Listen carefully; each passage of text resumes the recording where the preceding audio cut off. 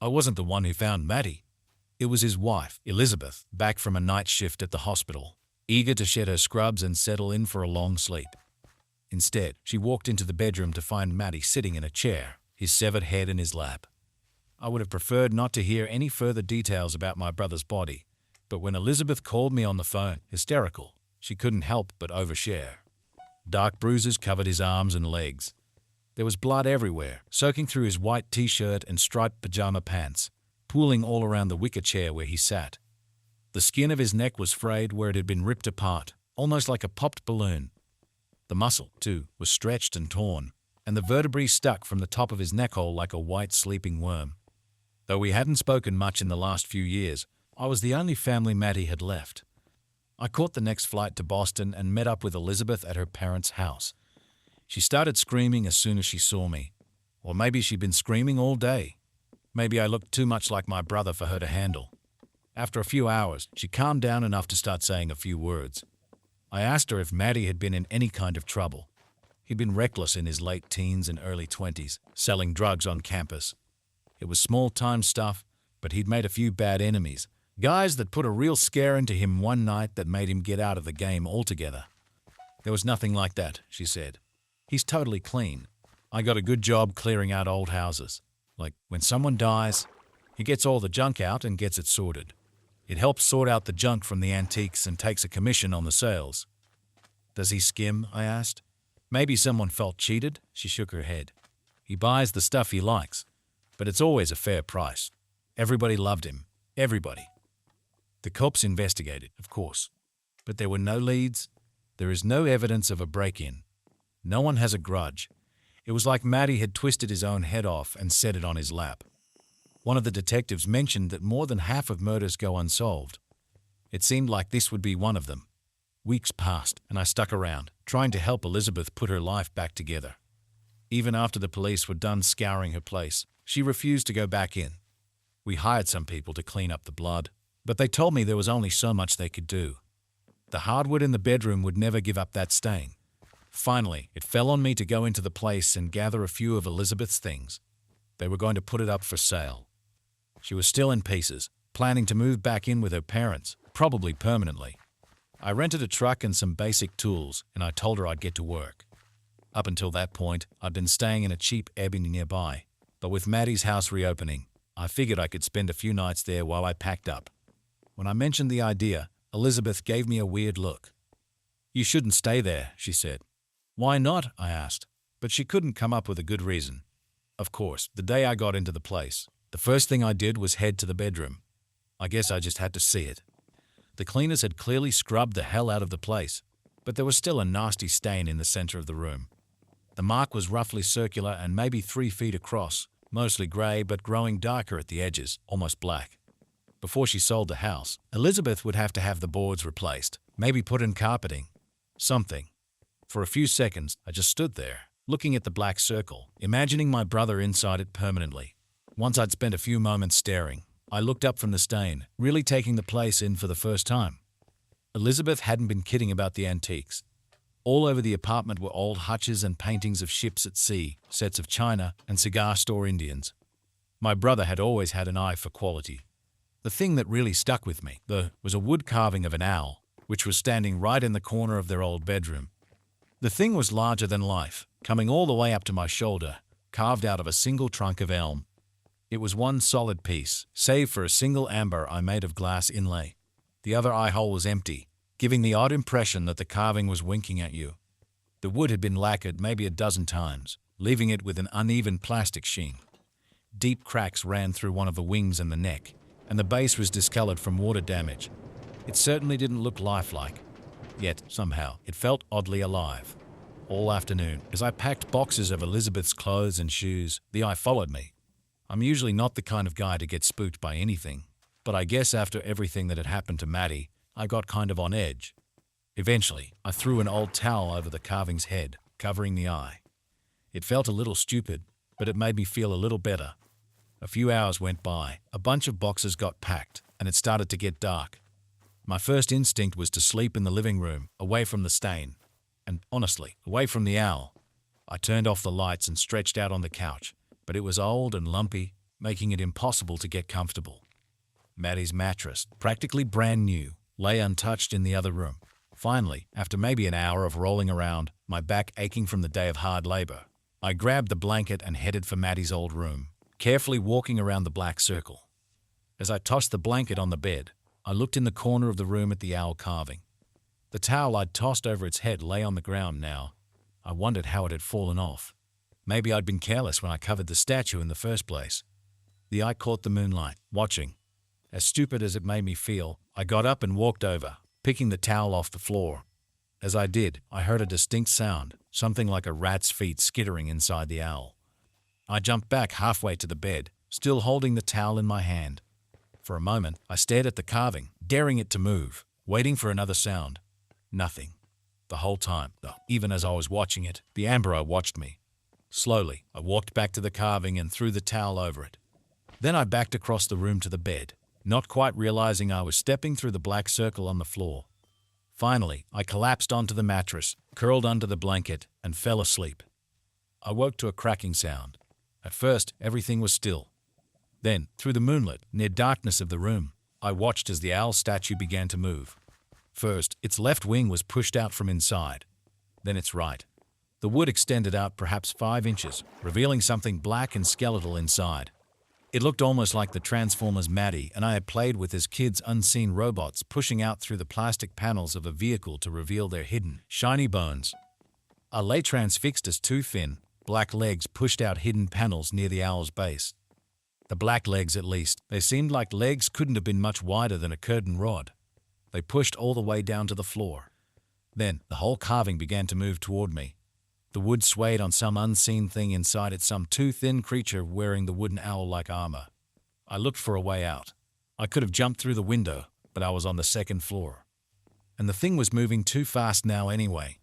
As it reached the bed, it reached out, its thin, black arms growing impossibly long, and its hands flattening and growing wide like dinner plates. Then it placed them over my ears, and everything went black. I woke to find myself sitting on a wooden chair in the kitchen. The owl must have brought it in while I was passed out. It had placed me inside the black circle. I thought of Matty, sitting here just like me, not that long ago. I tried to move, but the long black rods that I'd assumed were the owl's legs bound my ankles to the chair. Its hands still gripped my head, their hold only slightly more relaxed than when it had first grasped me. The carving itself stood only a few inches in front of me. Though it fixed me with its amber eye, I could see now that the other eye hole was open, revealing something black and moving inside. "What are you?" I asked, barely able to speak. I think it laughed. At least, it sounded a little like a laugh. "I'm not quite an owl," it said. Its voice was low, echoing out through the cracks in the owl's wooden shell. "I'm not quite a person either. Some days I feel closer to a bird, some days closer to a man. But actually, I've been around long before owls ever flew." Of course, it continued, owls are generally far less interesting than humans. They're basic creatures. Give them a moonlit night and a field full of frightened mice, and they'll be happy, so happy, every single time. For humans, nothing is ever enough. It clicked its tongue, then got quiet. "But there is one area in which owls truly excel, which I have always admired," it said. "They are fantastic at turning their heads, so much better than humans. It's an area where there's not even competition, not even close." As it said this, I felt the pressure from its plate-like hands increase against my temples, and it turned my neck about 90 degrees to the right. Not enough to hurt exactly, but it was certainly uncomfortable. I thought of Matty, his head twisted clean off and set carefully in his lap. "Why are you doing this?" I asked. "Because, as I said, humans are interesting, but it is also frustrating. Not to belabor the comparison to owls, but truly, your eyesight is quite poor, and not just your night vision. Your ability to see yourselves is quite abysmal. Watching you with only one eye, I can see truths about you that you simply cannot face." "What the fuck are you talking about?" I screamed. It held a black finger to its beak, shushing me. "Please," it said. "If you must scream, wait until you really must. Later in the game, it may be unavoidable." "Game," I whispered. "It's one of my own inventions, though it's not too different from some human games. A little bit of truth or dare. A little bit. Mercy. Mostly mercy. The rules aren't complicated. I'll be telling you some truths about your life. Unpleasant truths. Each truth will come with a bit of pain, both mental and physical. When you've had enough, simply speak the word mercy, and your pain will be over. And my head will be in my lap, I said. Very good, it said. I knew you were a smart one. In that case, it sounds like no further explanation will be needed. Except for that, I should add that the result of this exercise will be inevitable. You will eventually beg for mercy. Out of compassion, I'll go ahead and offer you an opportunity to ask for it right now, just to spare yourself the pain ahead. For a moment, I considered the offer. It would be easy to let it simply do what it wanted to give my head one great, final twist. That would be it. Nothing would hurt after that. But something in me wasn't ready to let go. No, I said. Not yet. Deep from within the owl's wooden head, the dark thing looked out at me. Then it seemed to nod. I felt its impossibly strong hands tighten around my head and began to turn it, perhaps 10 more degrees to the right. It was definitely past the point of discomfort now. Along with this physical pain, I'll be stating a truth that carries a similar amount of mental anguish, said the dark, thin thing. I would like to start by saying that you were never a good brother. As a boy, you were the golden child, taking all of your mother's love and allowing a narrative to develop that your brother was the eternal fuck-up. Though you pretended to be kind to him, secretly, deep down, you were happy to play the role of the favored son.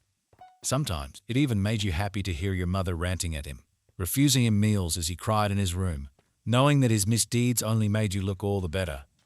No, I said, trying to wriggle my neck free. Is that what Matty said? I was a good brother. After Mom used to tear into him, I'd go to his room and bring him snacks when she threw his dinner in the trash. I took care of him. The thing's hands tightened around my head, turning it ever farther. That happened once or twice, said the thing. It was a little comfort to your brother. More often than not, he went to sleep hungry, well aware that no one loved him, least of all you. I wanted to say more, but I knew it would only bring pain. I held my tongue. Even in adulthood, you let your brother flounder, it said. It would have been so easy to help him out with a few $1,000s. You knew he was destitute, selling drugs to make ends meet. He would have blown that money in a week, I said. Might have gone on a bender, gotten himself killed. No, it shouted, growing angry at me now. You were selfish. You wanted to see him twist in the wind. You wanted to be superior. It twisted my neck 5 more degrees. I could feel the skin growing tight as it twisted, the muscles beneath straining against the black hands. Why are you even here? It asked. You never visited when he was alive. Perhaps it actually frustrated you to see him getting his life together. Or is it Elizabeth? You always felt she was too good for Matty. But you always secretly had a little crush, didn't you? Maybe now that he's dead. No, I said, and hot tears were starting to roll down my face. I was just trying to be a good brother, I swear. Too late, the thing shouted. Too late, it twisted my head again. I felt a wetness on my skin and wondered if I had begun to bleed. Mercy, the thing shouted. Simply say the word, and this will all be over. Your brother suffered far less. I'm sorry, Matty, I said, just talking into the dark. I'm sorry, I did my best. I really did love you, always. Mercy, shouted the thing. Just keep going, I said. It'll be over soon enough, but I'll never ask for it. Never. As I said the words, the first rays of sun cut through the drawn shades. Where the rays struck the thing's hands, there was a smoky smell. Mercy, quick, or it'll only hurt worse, shouted the thing, but there was a note of fear in its tone now. Go ahead, then, I said, but it didn't. The sun shone more brightly. Slowly, the pressure on my temples began to ease. The black limbs withdrew. The owl began to back away into its corner. By the time dawn had fully flooded the room, the carving was back in place. That morning, I returned to Elizabeth's parents' house with a few boxes of her things. I must have looked pretty wrecked because she asked how I was doing, a note of concern in her voice. I'm okay, I said, but I can't stay here anymore. I've got to get home. She nodded, understanding. I've been thinking about it, she said, and I think I can handle the rest. I've been leaning on you too hard. Suddenly, a wave of panic flooded through me. Promise you won't stay there, I said. Promise. I would never, she said. Even when Matty was alive, I didn't like sleeping there. All those old antiques, I never liked the smell. But Matty loved them, so thank you, I said, trying to stay composed, for being so good to him. She reached out and gave me a big hug. I know you two hadn't hung out much over the last few years, But Matty always said you were there when he needed you, she said. Now I see what he meant. She looked over at my rental truck. There, in the bed, lay the wooden owl. Is that one of Matty's? She asked. I was hoping you'd let me have it, I said. One last thing to remember him by. She shrugged. I've never seen it before. Maybe he'd just gotten it. Yeah, I said. Could be. I said goodbye and got in the truck. And then I drove. I headed out of the city, out where the urban sprawl gave way to some kind of forest, marked with a few sunny meadows. When I was satisfied that I'd reached the middle of nowhere, I stopped. I took the statue from the bed of the truck and dragged it out into a sunny field. All the while, I heard the skittering sound inside. It was getting hot toward the afternoon, and I could tell the heat and light were affecting the thing inside. I knew the wood was full of little cracks. Some of them must have been big enough to let the light through. It's still only noon, I said. Not quite the hottest part of the day. That'll be hours from now, maybe at 3 or 4. I wonder if you'll make it that far. A small shriek emerged from inside the owl. I ignored it. Now, over in the truck, I've got a saw, I continued. I could cut this owl's shell of yours right in half and let the light take you. And I will. But first, I'm going to need you to ask for mercy. You to ask for mercy. You to ask for mercy.